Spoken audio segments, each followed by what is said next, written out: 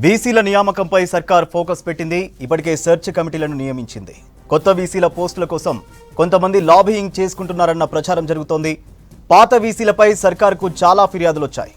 Kakatiya university బీసీపై ప్రభుత్వం ఇప్పటికే vigilance విచారణకు ఆదేశించింది.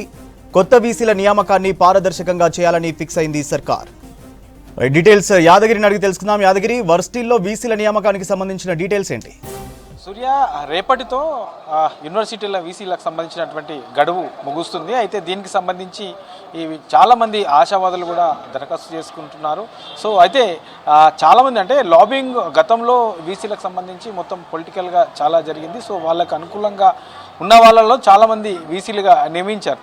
అయితే ఈసారి అలాంటి వాటికి తావు లేకుండా ఎలాంటి పొలిటికల్ సంబంధం లేకుండా వీసీల నియామకం చేయాలని చెప్పేసి ప్రభుత్వం భావిస్తుంది. అందులో భాగంగానే దీనికి సంబంధించి ఒక సెర్చ్ కమిటీ కూడా వేశారు. సెర్చ్ కమిటీకి సంబంధించి ఇందులో ఎవరెవరిని సెలెక్ట్ చేశారు, ఎవరెవరిని సలహా సూచనలు ఇస్తూ ఎవరెవరిని సెలెక్ట్ చేస్తారు, ఆ సెలెక్ట్ చేసినటువంటి దాంట్లోనే ఫైనల్గా వీసీల నియామకం చేసే విధంగా ప్రభుత్వం అయితే ఉంది. అందులో భాగంగానే ఇప్పటికే దీనికి సంబంధించి సీఎం ఆరాధీశారు. అందులో భాగంగానే చాలామంది కూడా వీసీలకు సంబంధించిన వాళ్ళు ఎదురు చూస్తూ ఉన్నారు. అంటే చాలామంది దరఖాస్తు చేసుకున్నారు. సో ఈసారి గతంలో కంటే ఈసారి చాలా ఎక్కువ మంది కూడా ఈ వీసీలకు సంబంధించి దరఖాస్తు చేసుకున్నారు. మొత్తం 10 యూనివర్సిటీలకు సంబంధించినటువంటి వీసీల నియామకం చేయబోతుంది. దీనికి సంబంధించి 1300 మంది ప్రొఫెసర్లు ఈ వీసీల నియామకానికి సంబంధించి దరఖాస్తు చేసుకున్నట్లు తెలుస్తుంది. అయితే ఇందులో గతంలో ఉన్నటువంటి వీసీలలో చాలామంది కూడా ఆ అక్రమాలకు పాల్పడ్డారు అని చెప్పేసి కొంతమంది ప్రొఫెసర్లు యూనివర్సిటీల వారిగా వచ్చి డైరెక్ట్గా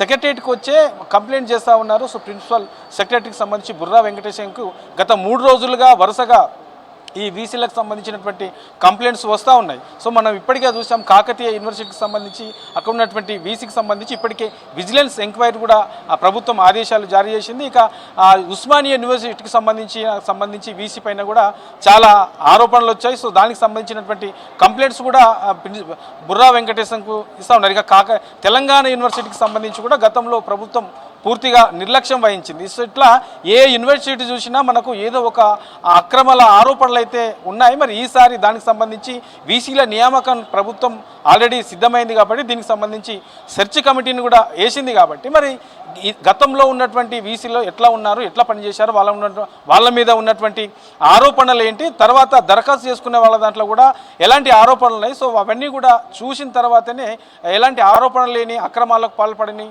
వాళ్ళనే వీసీలుగా నియమించాలని చెప్పేసి చాలా యూనివర్సిటీల నుంచి కూడా అక్కడ పనిచేస్తున్నటువంటి ప్రొఫెసర్లు కంప్లైంట్స్ చేస్తూ ఉన్నారు. మరి ఈసారి అయితే ఎలాంటి రాజకీయ ప్రమేయం లేకుండానే వీసీల నియామకం ఉంటుందని చెప్పేసి ప్రభుత్వం చేస్తుంది. అందులో భాగంగానే ఈ సెర్చ్ కమిటీకి సంబంధించి కూడా చాలా కీలకంగా ఉండబోతుంది. ఈసారి ఈ వీసీలకు సంబంధించిన నియామకానికి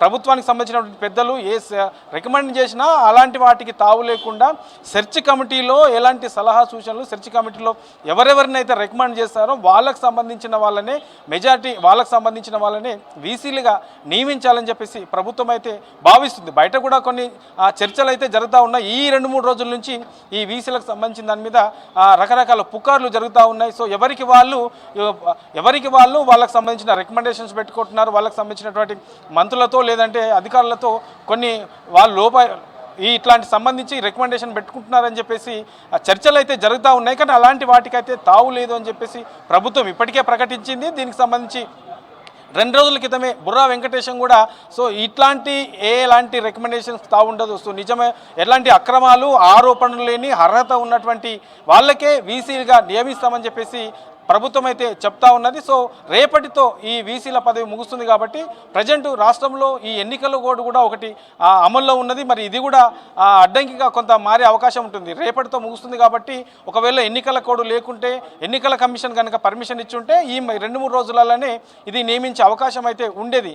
కానీ ఎన్నికల కోడ్ ఉంది కాబట్టి ఎన్నికల కోడ్ కారణంగా మనకు జూన్ 4 తర్వాత ఈ వీసీల నియామకం అనేది ఉండే అవకాశం అయితే ఉంటుంది. ఇక ఇప్పుడున్నటువంటి వీసీలలో కూడా కొంతమంది మళ్ళీ దరఖాస్తు చేసుకున్నట్లు కూడా తెలుస్తూ ఉంది. సో అట్లాంటి వాళ్ళ విషయంలో కూడా ప్రభుత్వం ఆలోచిస్తూ ఉంది. సో వాళ్ళపైన ఇప్పుడున్నటువంటి వీసీలలో వీళ్ళు ఉన్న టైంలో ఎలాంటి ఇబ్బందులు లేకుండా ఉన్నాయా, ఒకవేళ ఇబ్బందులు ఉంటే ఎలాంటి ఇబ్బందులు ఉన్నాయి, సో అక్రమ ఆరోపణలు ఏమైనా ఉన్నాయా, వీళ్ళపైన ఎలాంటి ఆరోపణలు ఉన్నాయి, సో ఇట్లా ఓవరాల్గా అన్నిటిపైన కూడా అధ్యయనం చేస్తూ ఉంది సెర్చ్ కమిటీ. అధ్యయనం చేసిన తర్వాతనే ఫైనల్గా ఎలాంటి ఆరోపణలు లేని అక్రమాలకు పాల్పడని వాళ్ళనే వీసీలుగా నియమించే అవకాశం అయితే ఉంటుంది సూర్య.